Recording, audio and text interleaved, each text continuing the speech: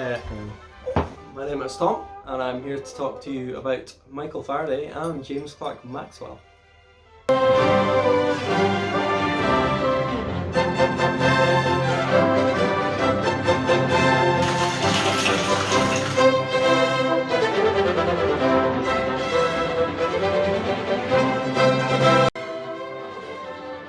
Right, Tom, what are we doing today?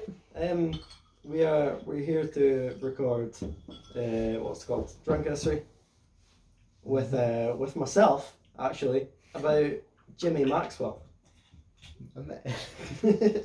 My man, Jimmy Maxwell. Where are we? We're in the 1830s. Yeah. We're in the 1830s, and we're not starting with Jimmy Maxwell. We're starting with our man Mikey Faraday. Big M dog. Background, like. Michael Faraday. Do you know what? He didn't really come out of anywhere. He wasn't anyone. He came out of nowhere, and he just kind of started binding books. Like, imagine being a person just, do you know what I'm going to do? I'm like, I'm going to bind some books. Gonna spend my Saturday night binding some more books. Anyway, so this is what Michael Faraday did. He spent his time binding books.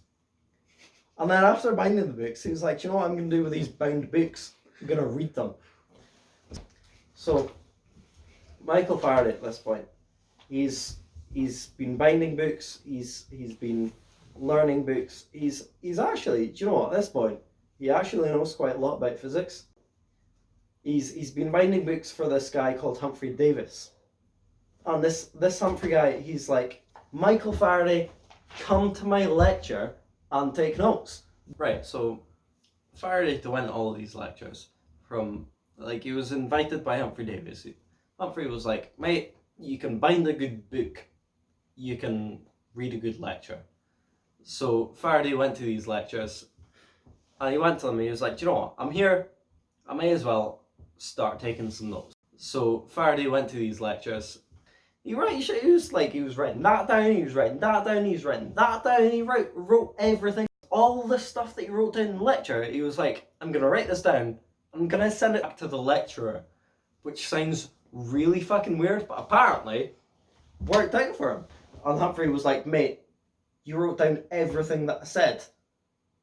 That's amazing. You love me. I am the boy.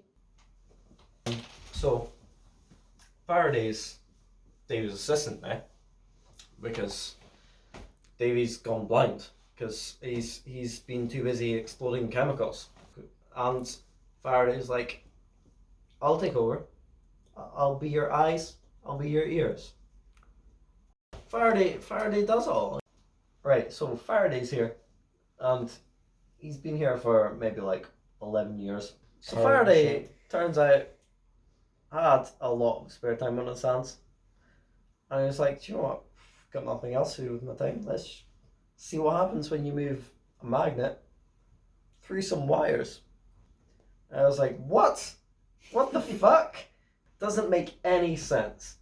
But he was like, I've learned this info and I'm going to figure it out. And that's what he did. He figured everything out. This is what he came up with. Okay, so Faraday under Humphrey Davies, you realise that changing magnetic flux through a surface induces an EMF through the boundary of the surface. And he kind of knows his maths, but he's not really that good at maths, surprisingly. And along comes Maxwell, and he's like, do you know what? I'm going to sort out all of your maths, because you're shite at maths. I'm going to sort everything out for you.